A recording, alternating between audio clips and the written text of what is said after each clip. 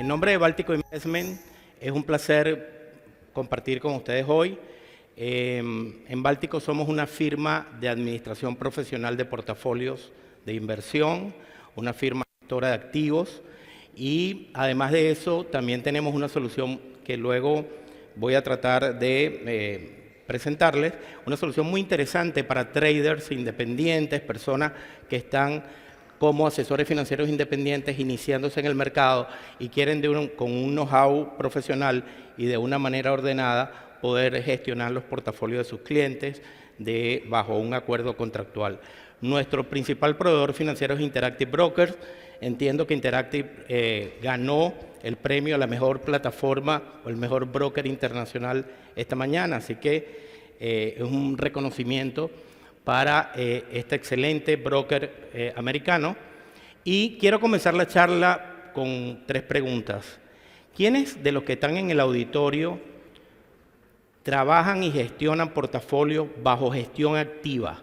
¿Quiénes se consideran traders dinámicos? Gestión activa, levanten la mano, sin miedo. Bien, bien. ¿Quiénes son inversores buy and hold? Inversores de comprar y mantener. Inversores pasivos. Ajá. Un poco más, ¿no? ¿Y quiénes están aquí porque quieren dar su primer paso como inversionistas? ¿Quiénes quieren iniciarse? Bueno, tenemos algunos por allá. Excelente.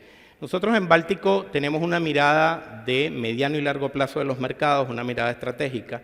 Ya les vamos a dar nuestro view de mercado, sin antes hacer un disclaimer. Todo lo que van a escuchar acá hoy no representa un consejo de inversión. Es la visión de nosotros como money manager, como operadores del mercado.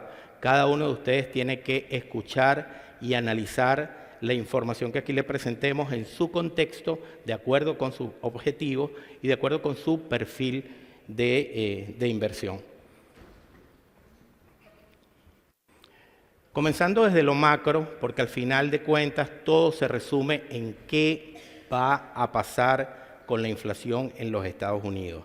La debacle que hubo en el año 2022 en los mercados de valores, específicamente en la bolsa americana, fue un año donde todos la pasamos muy mal. Fue porque la inflación en Estados Unidos, que siempre ha sido una inflación controlada, una inflación entre 2 a 3% anual promedio histórica, se fue casi al 9%. ¿Recuerdan el año 2022 cuando la inflación casi llegó al 9%? Bueno, eso condujo a que la Fed tuviese que endurecer su política monetaria, elevar las tasas de interés hasta los niveles que están hoy para poder controlar la inflación. Cuando invertimos en bolsa, una de las primeras cosas que tenemos que ver es cuál es la tasa de inflación en la economía donde estamos invirtiendo, porque la tasa de inflación determina los niveles de tasa de interés y los niveles de tasa de interés van a determinar el costo empresarial del capital y por supuesto el nivel de aversión al riesgo de los inversores. Entonces, hoy en Estados Unidos estamos en una disyuntiva si la inflación va a tender a converger al target de la Fed, que es ese target anhelado del 2%, si lo que vimos en los últimos 3 meses cuando la inflación parecía que comenzaba a subir y ya algunos analistas empezaron a decir, oye, hay que volver a subir las tasas de interés, no fue suficiente tener las tasas en el 5.25 o 5.50 como tasa de referencia de la Reserva Federal. Tuvimos un respiro en el mercado con los datos de inflación del mes de mayo, un dato bastante benévolo que tendió al 3,3%. Y parece ser que la inflación comienza a encauzarse nuevamente hacia esa tendencia que puede llevarla por debajo del 3%. Además, ya los bancos centrales están claros de que ese target de inflación del 2% no lo van a conseguir este año. Por ejemplo, el Banco Central Europeo ya dijo que ellos esperan que el estimado de inflación o el target de inflación de 2% se consiga a mediados del 2025. Creo que ya la Fed sabe que va a demorar un poco más de tiempo en que los mercados laborales se enfríen y el target de inflación de 2% ya se empieza a posponer para el año próximo. Una de las cosas que vimos en Báltico con bastante atención fue este dato que está acá. Y esto es lo que llaman el supercore de la inflación.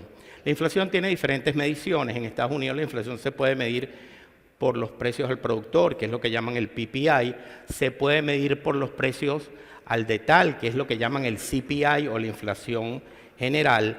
La Fed mira mucho un dato que va a salir este viernes, que es el PCE, que es el dato de inflación preferido de la Fed. Nosotros en Báltico miramos mucho el desglose de la inflación, que es el core o el supercore, sacando los rubros que tienen mayor volatilidad dentro de un índice general de precios. ¿Saben la sorpresa que tuvimos cuando vimos esto? Es que la economía americana en muchos rubros, cuando calculas la tasa de inflación o el llamado supercore, estuvo en deflación. Los precios no aumentaron en el mes de mayo. Y no solo no aumentaron, cuando ves cómo fue el impacto de la inflación en rubros como la gasolina, el combustible, derivados del petróleo, hubo deflación en el mes de mayo en los Estados Unidos. ¿Qué quiero decir con todo esto? Es que vamos hacia una convergencia más benévola de los niveles de inflación. Román, ¿y por qué es tan importante que un inversor como yo, un inversor retail, un trader, un asesor financiero, mire qué sucede con la inflación en Estados Unidos? Es que la inflación es el driver principal que nos va a determinar la futura política monetaria de la Fed. Y la Fed, como determina, incide en los niveles de tasa de interés, es la que cuando decida bajar o flexibilizar su política monetaria, va a tener un impacto en el valor de los activos. Recuérdense que cuando las tasas de interés bajan, la bolsa sube. Ese es el axioma o el lema coloquial que todos hemos aprendido cuando comenzamos. Compra acciones cuando las tasas estén bajando, porque las acciones van a subir. Vende acciones cuando las tasas estén subiendo, porque las acciones van a caer. Bueno, pasó exactamente así en el 2022, cuando el mercado olfateó que ya las tasas no iban a subir más, empezó a subir el año pasado, desde el 2023, y se ha mantenido en alza. Hemos tenido un bull market que se mantiene en el año 2024, gracias a esa esperanza que existe de que las tasas bajen este año. Y no es por lo que dicen coloquialmente de que cuando las tasas bajan la gente saca el dinero de la renta fija porque ya no rinde tanto y se va a las acciones. Eso está bien a nivel coloquial. A nivel técnico, lo que realmente sucede es que cuando las tasas de interés bajan, el costo del capital al cual se evalúan los activos y las empresas en marcha se reduce. Y cuando se reduce el costo del capital, el valor presente de las empresas y de los negocios aumenta. Esa es la razón técnica por qué las acciones suben cuando las tasas bajan. Y acá tenemos la postura de los principales bancos en Wall Street sobre lo que creen que puede suceder en el segundo semestre. Todos tenemos la mirada puesta en qué va a pasar en el segundo semestre del año. Fíjense que la mayoría de los bancos están estimando el primer recorte de tasas en Estados Unidos entre septiembre y noviembre. Nosotros en Báltico pensamos que hay buena probabilidad de que las tasas bajen en el mes de septiembre, ¿sí? Sin embargo, hay analistas que creen que las tasas no bajan este año. Nosotros pensamos que sí va a haber un recorte en el mes de septiembre. Por supuesto, todo va a estar determinado por los datos de inflación que aparezcan durante el mes de junio, julio y, por supuesto, agosto. Y lo interesante de este gráfico o de este cuadro no es solamente cuándo esperan que se dé el primer recorte de tasa, sino en qué cuantía piensan los bancos que va a hacer los recortes de tasa este año. Fíjense que hay bancos que creen que solamente 25 puntos básicos, que significa 0,25% menos. Otros bancos creen que el recorte va a ser, o los recortes van a sumar 50 puntos básicos, que sería medio punto porcentual, 0,50% menos de los niveles actuales. Incluso hay algunos bancos como Morgan Stanley que creen que este año recortan 3 veces, es decir, 75 puntos básicos o 0,75% en términos porcentuales. Así que es interesante seguir esto. Los bancos no han estado muy acertados. ¿Se acuerdan a principios del año pasado que todos los bancos de inversión decían que la economía americana iba a una cruel recesión? ¿Se acuerdan los pronósticos? El 80% de los analistas financieros de Wall Street el año pasado decían, viene una gran recesión en los Estados Unidos. Eran tiempos donde el mercado rondaba entre 3.500 y 4.000 puntos. Recuerdo que muchos bancos de inversión decían, nos venimos a 3.200. Otros decían que la bolsa se iba a caer a 2.800. Señores, la recesión que nunca llegó. Y ya les voy a explicar por qué. La resiliencia del consumo del norteamericano promedio mantuvo la economía vigorosa, no solo vigorosa, sino que cuando vemos lo que sucedió en términos de crecimiento económico, que sería el segundo dato macroeconómico que como consejo yo les diría que ustedes siempre tienen que mirar cómo está la inflación en el país donde estoy invirtiendo, cómo está la tasa de crecimiento. La tasa de crecimiento del GDP en Estados Unidos, que es lo que acá conocemos como el Producto Interno Bruto, determina los niveles de ventas y los niveles de ganancias de las empresas. Más crecimiento económico, mayores ganancias corporativas, menor crecimiento económico, menores ganancias corporativas. Bueno, no solo estuvieron equivocados los bancos de que venía una recesión cruel en Estados Unidos en el año 2023, sino que miren esta barra que está acá. La economía americana en el tercer trimestre del 2023 tuvo un crecimiento explosivo de casi 5% del PIB anualizado con medición trimestral. Y cerró el año con un crecimiento bastante vigoroso, cercano al 3,6%. El primer trimestre de este año se notó cierta desaceleración. Esa desaceleración es necesaria para poder doblegar la inflación y que la inflación converja por debajo del 3%. Y allí es donde está el gran reto de la Fed, que es el llamado aterrizaje suave, el soft landing, que es cómo bajo la tasa de inflación en una economía sin llevarla a un entorno recesivo. Y hasta ahora la Fed lo ha logrado. Fíjense que bajó la inflación de casi 9% que estaba en el 2022 a 3,3% que está hoy, y la economía se mantiene en crecimiento. Esas son las cosas que tienen que ver ustedes como inversores, como traders, como asesores. No se dejen llevar por el ruido, no se dejen llevar por los titulares de los medios. Los titulares a veces confunden, asustan a la gente, te llevan a tomar decisiones emotivas y equivocadas.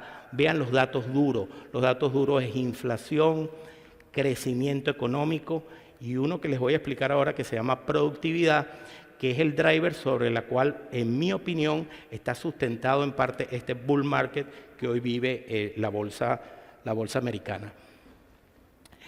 Algunas personas dicen que el mercado americano está overvalue. ¿Saben lo que es overvalue? Cuando dicen el mercado está overvalue, es que el mercado está sobrevalorado. Es decir, que los inversores están pagando un precio más alto por las acciones que el que deberían de pagar.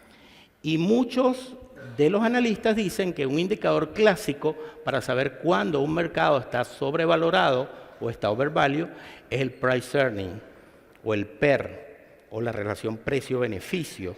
Es un indicador clásico de valoración. Nosotros en Báltico no vemos el PER general del mercado porque nos puede llevar a conjeturas equivocadas. Es como meter muchas frutas o muchas hortalizas en una licuadora, batir todo y ver qué sale de eso. A nosotros nos gusta ver el PER por sectores. Entonces vamos a ver si realmente la bolsa americana está overvalue o no. Fíjense, por ejemplo, sectores. Están las grandes compañías tecnológicas, las que llaman las Magníficas 7 o las Mag 7. Fíjense que tienen un price earning que ronda 28 veces beneficio. Quiere decir que los inversores hoy pagan 28 veces los beneficios de los próximos 12 meses. ¿Okay? La teoría dice que mientras el PER es más alto, podría el mercado o la acción que estoy analizando estar más sobrevalorada, y la misma teoría dice que mientras el PER es más bajo, podría la acción estar subvaluada o estar undervalue. Ya les voy a comentar algo sobre este tema, pero antes vamos a ver, por ejemplo, miren el PER del sector de energía, las empresas petroleras y las empresas de energía, 11 veces beneficio. ¿Les parece alto? o depende. En finanzas todo depende. Depende de cómo esté el precio del petróleo. Si el precio del petróleo se desploma, puede ser alto, pero si el precio del petróleo mantiene su nivel, las compañías petroleras y las compañías de energía han venido creciendo en términos de ganancia, así que no vemos que el sector de energía esté overvalued. Si vemos las acciones financieras que estuvieron muy castigadas el año pasado por el tema de los bancos regionales en Estados Unidos, y esto afectó mucho a los bancos, y otra cosa que ha afectado mucho a los bancos es el valor del mercado de bonos. Una de las cosas que también va a apuntalar, además del mercado de acciones, cuando se dé la primera reducción de tasa, va a ser el golpeado mercado de bonos. El mercado de bonos no ha salido del bear market. El mercado de bonos tiene años en un bear market. Es uno de los mercados más castigados. Es donde nosotros en Báltico vemos una gran oportunidad. Incluso un portafolio de crecimiento puede tener algo de bonos, solo que podría entonces comprar bonos cero cupón, que tiene mayor potencial de apreciación que un bono con cupón. Ahora, si eres un inversor de renta, puedes buscar bonos con cupón. Vemos que el mercado de bonos puede comenzar un buen rally en el segundo semestre de este año, y es un rally que puede extenderse mientras que la inflación siga cediendo y la política monetaria en Estados Unidos comience a tornarse cada vez más flexible. Pero, por ejemplo, hay sectores como el healthcare, que está en un price earning promedio de mercado. Por supuesto, hay los sectores tecnológicos, son los que tienen las valoraciones más altas, pero no es casualidad, es porque simplemente son las compañías que más crecimiento tienen. Uno de los errores que cometen muchos inversionistas y analistas con el tema del price earning es analizarlo de manera aislada. Vamos a poner el ejemplo. Nvidia. ¿Quiénes tienen acciones acá de Nvidia? ¿Quiénes vendieron ahora en las últimas caídas que hubo cuando se supo que el CEO había vendido acciones? Bueno, vamos a tomar como ejemplo Nvidia. Nvidia es una compañía que cotiza a 70 veces beneficios actuales. ¿Parece alto? ¿Un PER de 70 veces? Puede que sí. Si no me dan más datos, podría decir que quizás sí. Bueno, cuando tomas el PER proyectado, porque está el PER histórico y está el PER proyectado, que son los beneficios de Nvidia en los próximos 12 meses, ese PER de 70 cae a 35. Entonces ya empieza a ver que quizás no esté tan cara como muchos dicen.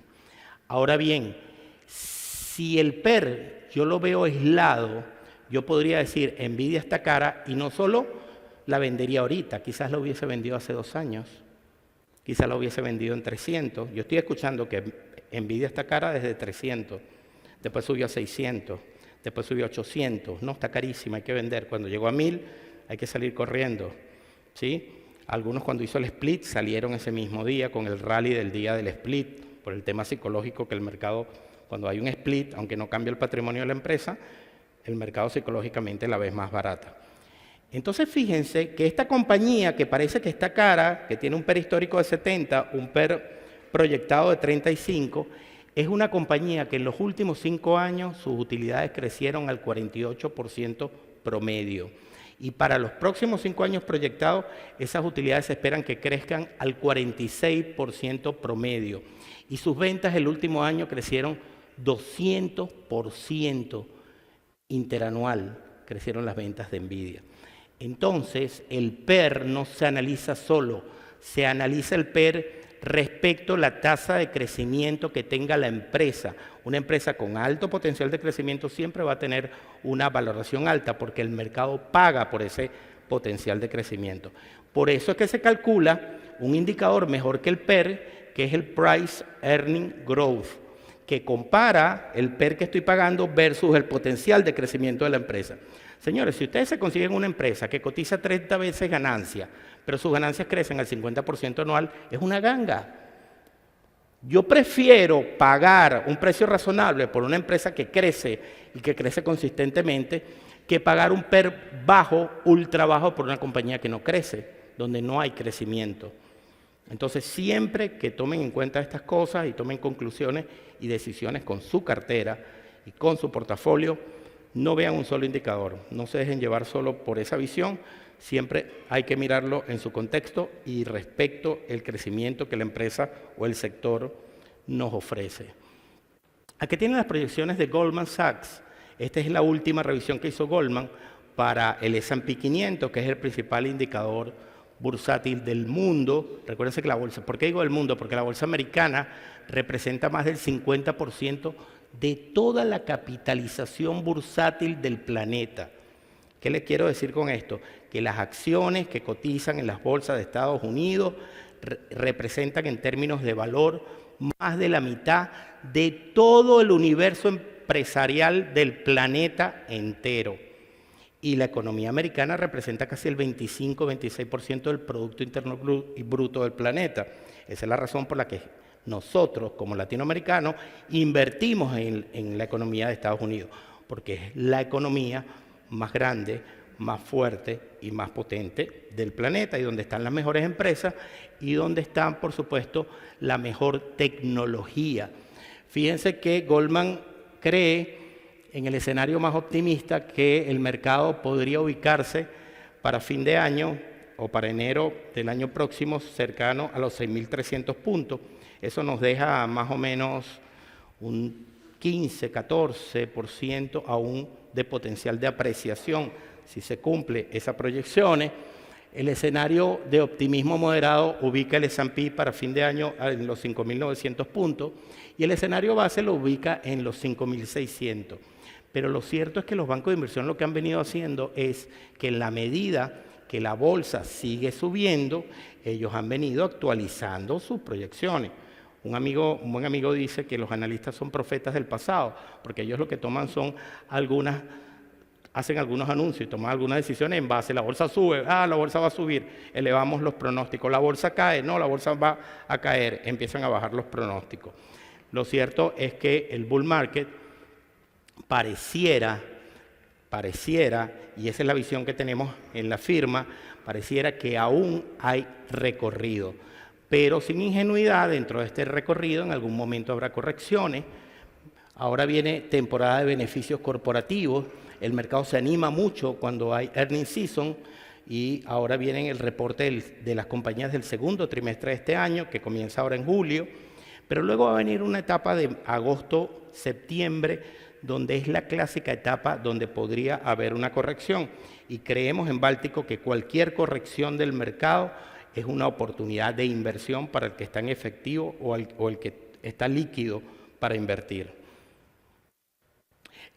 Al igual que Goldman, fíjense que la gente de Morgan Stanley, acá lo ven, también tiene un escenario alcista y pricea o estima que el S&P puede estar en torno a los 6.350 puntos para los próximos 12 meses y un escenario base parecido al de Goldman en alrededor de los 5.400, que es muy cercano al nivel actual. Bueno, y esto es lo que ha venido pasando en el último año y medio. Señores, cuando la bolsa llegó a los 4.000 puntos, mucha gente decía, 4.000 puntos, hora de hacer control de daños, hora de salirse del mercado. Luego recuerdo cuando la bolsa llegó a los 4.500 puntos, medida por el S&P, me llamó mucha gente, Román, ahora sí es momento de salir, no salimos del mercado. Lo cierto es que la historia nos enseña que la única manera de obtener beneficios o rendimientos por encima de los promedios del mercado es mantenerse invertido. Mantenerse invertido ha sido la mejor estrategia de inversión en el mediano y largo plazo en el mercado de valores de Estados Unidos. El market timing, el tratar de adivinar cada movimiento del mercado en el corto plazo, no funciona como una estrategia consistente. Puede ser que se acierten algunas, puede ser que tú dices, bueno, es un momento de vender, luego la acción baja, la pegaste, volviste a comprar. Pero lo cierto es que yo he visto mucha gente saliéndose del S&P en 4.500 puntos y volviendo a entrar en 5.000 puntos. Y mucha gente que vendió cuando llegó a 5.000 están todavía volviendo a comprar porque ahora sí creen que va a llegar a 6.000. Mientras que el que se mantuvo invertido y compró en el peor ciclo del mercado, que fue el año 2022, cuando el mercado cayó, y compró el inversionista duro, el que habla Andrés Costolani, el que compra cuando hay sangre en la calle, es momento de comprar, las acciones están baratas, y compró en el año 2022 y se ha mantenido largo, y todavía puede haber más tiempo de bull market, es el que ha obtenido las mejores rentabilidades. Entonces, esta lámina de Feroldi me gusta mucho porque hay mucha gente que se ha perdido un buen tramo de todo este recorrido alcista porque se salieron del mercado anticipadamente y luego terminan comprando más alto. ¿Cuánta gente no vendió Nvidia en 300, en 400, en 500 y la volvieron a comprar en 800? Bueno, era mejor mantenerse dentro del mercado y quizás hacer pequeños ajustes en las cantidades o un rebalanceo del portafolio, porque a veces es necesario hacer algunos rebalanceos, pero mientras las compañías estén creciendo y haya algo que se llama el potente torrente de la inteligencia artificial que está empujando todas las soluciones tecnológicas y todos los beneficios empresariales de las compañías tecnológicas, y que apenas estamos en la primera fase de la inteligencia artificial en el mundo, señores, hay que mantenerse invertido y esa es la visión que tenemos en Báltico para inversores de mediano y largo plazo. Y una de las razones que sustenta este mercado alcista secular en los Estados Unidos, y es una de las razones, uno de los indicadores que estamos mirando mucho en la firma, y nos lleva a mantenernos optimistas dentro del mercado y la bolsa americana, es un nuevo ciclo de auge en la productividad empresarial. Fíjense, esto que está acá indica que en los Estados Unidos está comenzando un nuevo ciclo de auge en la productividad empresarial. Y cuando la productividad empresarial aumenta, aumentan los márgenes de beneficio de las empresas, aumenta por ende la rentabilidad de los negocios y de las compañías y por supuesto aumentan las ganancias de los accionistas. Entonces apenas estamos comenzando ese auge de la productividad, empujado por supuesto por las nuevas tecnologías, por la digitalización de la economía, por el comercio global y especialmente por las nuevas inversiones que se están haciendo en sectores como la inteligencia artificial. ¿Y por qué esto está sucediendo? Fíjense esta gráfica, qué interesante. Ven acá los Estados Unidos, la línea azul. ¿La ven todos? ¿Sí? Bueno, la línea azul es la productividad empresarial en Estados Unidos. La línea roja es la productividad de las empresas de la eurozona y la línea azul clara es la productividad de las empresas del Reino Unido. ¿Qué ven allí? ¿Qué les llama la atención? A ver, ¿qué me dice? Vamos a despertarnos. Si vemos esa gráfica, ¿qué empresas compraríamos? ¿Acciones americanas, acciones europeas o acciones del Reino Unido?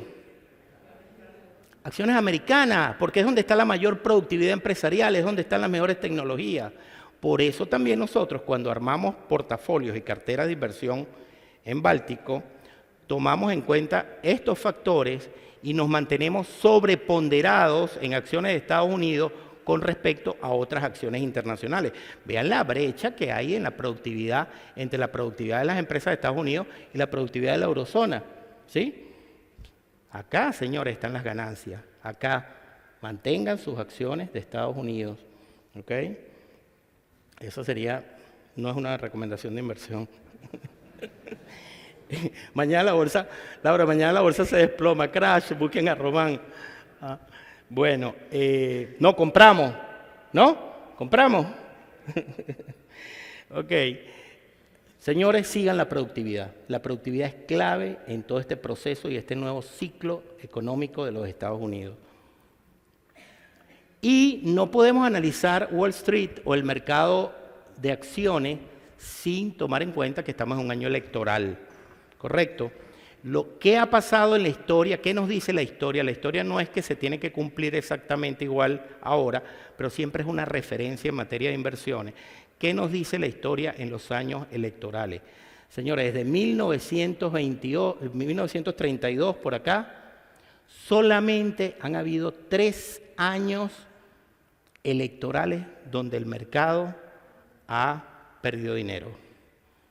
Los años electorales son años alcistas y esto apuntala a nuestra tesis de que hay que mantenerse invertido. A finales de este año vienen elecciones en los Estados Unidos. Ya Donald Trump dijo que si gana va a reducir los impuestos corporativos, menores impuestos corporativos, mayor valor corporativo, aumenta el valor de las acciones. Ya lo hizo Donald Trump una vez cuando bajó los impuestos. El rally en el mercado fue espectacular. Y si no ganara Trump, también hay una dinámica del mercado alineada con las elecciones cuando hay elecciones la Fed se torna un poco más amigable y más dócil con la política fiscal, con el presidente que quiere reelegirse. Nosotros creemos que esto no va a ser diferente este año, vamos a tener un buen cierre del mercado bien alineado con esto que estamos viendo acá.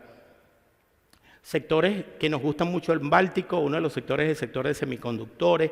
Es cierto que las empresas han subido un mundo, pero no es menos cierto que los semiconductores se han convertido en una industria incluso estratégica de seguridad para los países. Incluso más que la industria militar, más que la defensa, todos los países del primer mundo entendieron que los semiconductores, los chips, son esenciales para el dominio tecnológico y el crecimiento económico en los próximos años. Recientemente Estados Unidos está tratando de limitar la inversión de las compañías americanas y de los ciudadanos estadounidenses en empresas de semiconductores de China.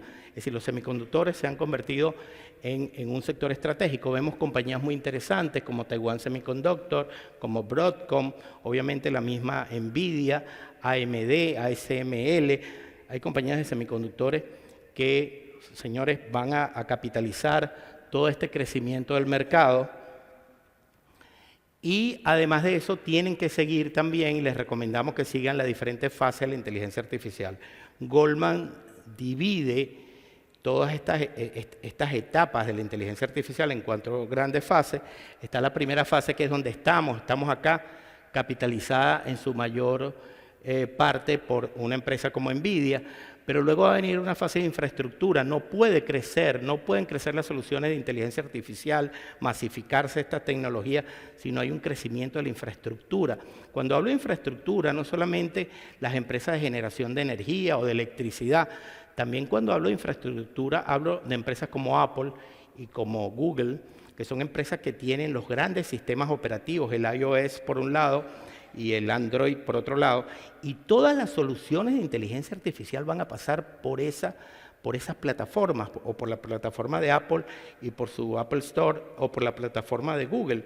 Y además de eso, eso va a derivar en mayores conversiones de las empresas que presentan estas soluciones y en una renovación del hardware de los dispositivos, porque todos vamos a querer un teléfono inteligente, más potente, que nos pueda permitir usar las herramientas de inteligencia artificial. Las compañías van a sacar nuevas generaciones de equipos, de laptop, de tabletas, de teléfono.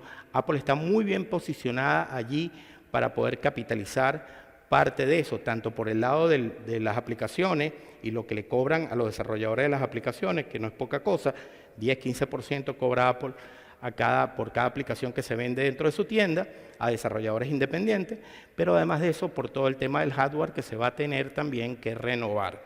Así que, ojo acá, la idea es tratar de identificar cuáles son las empresas que se van a beneficiar de las próximas fases de la inteligencia artificial, y luego va a venir una fase de productividad entre la 3 y la 4, que es cuando va a derramar en sectores como el industrial, sectores como el turístico. Todas estas soluciones de inteligencia artificial van a beneficiar, y la robótica, por supuesto, van a beneficiar los resultados y la productividad de empresas que no son tecnológicas.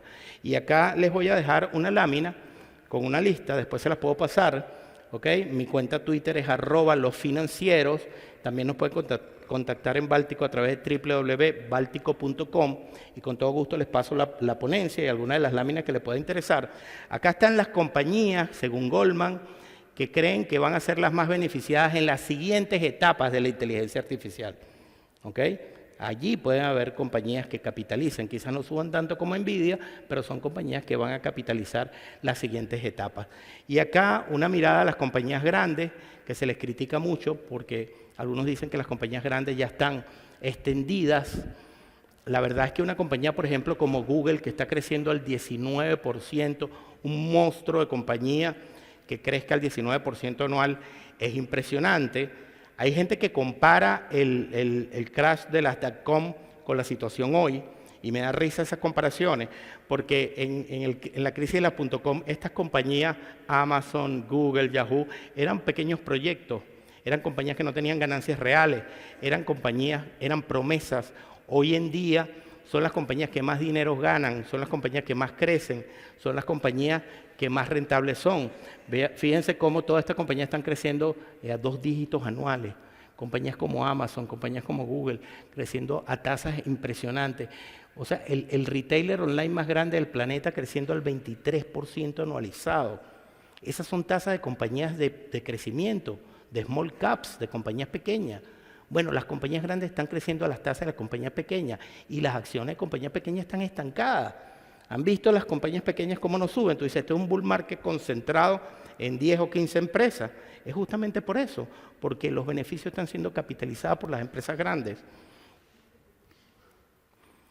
Además de la tecnología, nosotros en Báltico hemos identificado también otros sectores que pueden proporcionarle a ustedes una diversificación eficiente, por ejemplo, en un portafolio de crecimiento, que es un portafolio que por lo general está orientado a las acciones de tecnología, pero hemos identificado otros sectores donde vemos oportunidades a mediano y largo plazo, y uno de esos sectores, y les pido que empiecen a investigar y a ponerle el ojo a este sector, es el sector de obesidad, control de peso y diabetes.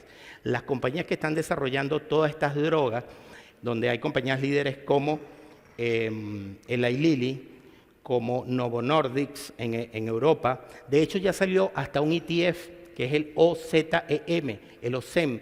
Es un ETF que compra acciones de compañías que están desarrollando las drogas contra la obesidad, control de peso y la diabetes. Fíjense que este fue un mercado de 6.000 millones de dólares en el 2023 y se espera que crezca hasta 100.000 millones de dólares para el año 2030. Esto es una tasa compuesta de crecimiento de casi el 50% anual. Así que pongan el ojo acá también.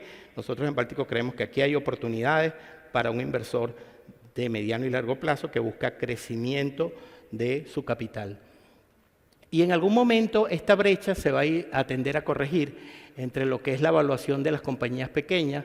Este es el ETF que replica al Russell 2000, que es el principal índice de las compañías de pequeña y mediana capitalización en Estados Unidos, y por supuesto el S&P, que es el índice de las 500 compañías más prestigiosas y más grandes del mercado americano. Mucha gente dice que quizás es el momento de comenzar a rotar un poco los portafolios y empezar a comprar un poco las acciones pequeñas. Nosotros hemos leído un estudio muy interesante que indica que esa brecha de crecimiento puede tender a comenzarse a cerrar hacia final de año y seguramente el año que viene vamos a ver en algún punto una recuperación del mercado de las compañías pequeñas y medianas. Así que también hay que tener en el radar a este tipo de empresas. Y ya me están acá haciendo señas, ya estamos en la parte final, un poco para las conclusiones, discúlpenme si hablé muy rápido, un poco para dejarles 6 premisas o 6 visiones que tenemos con respecto a la bolsa americana y que sustentan nuestro optimismo cauteloso sobre la bolsa. Tenemos por un lado el aumento y el auge del nuevo ciclo de productividad de los Estados Unidos. En segundo lugar, la inflación está comenzando a bajar de nuevo. En tercer lugar, es probable que las tasas de interés bajen en el segundo semestre, lo cual va a apuntalar, por supuesto, las acciones y va a empezar a generar un crecimiento en el mercado de bonos, y esto va a ayudar mucho a la banca porque va a borrar esas pérdidas no realizadas que tienen hoy en carteras de bonos. Así que los bancos deberían mejorar cuando bajen las tasas. Hay gente que dice que hay que comprar bancos cuando las tasas suben porque ellos aumentan sus tasas y aumentan su ingreso financiero. Lo cierto es que cuando las tasas suben, caen las carteras, el precio de los bonos, y los bancos están llenos de bonos en cartera y genera pérdidas no realizadas por la tenencia de esos valores. Así que creemos que esto es una oportunidad para la banca.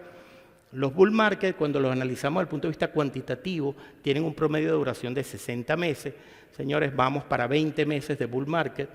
Okay, para los que dicen que ya llegamos al fin, me parece que hay que bailar mientras la música suene.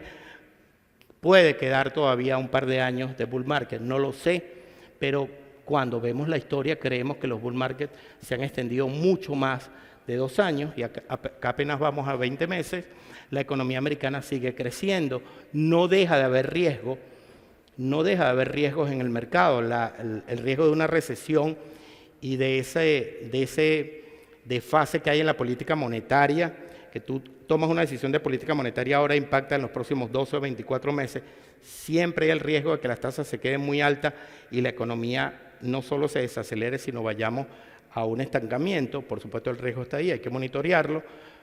Nosotros no solo podemos ver el tema de la rentabilidad, tenemos que gestionar los riesgos, pero creemos que la economía americana sigue creciendo y, por supuesto, los analistas más importantes del mercado ya están viendo a la bolsa cercano a los 6.000 puntos para el cierre del año.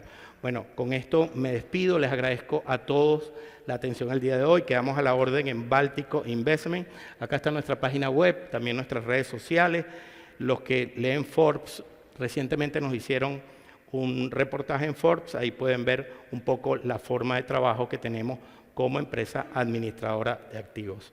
Gracias.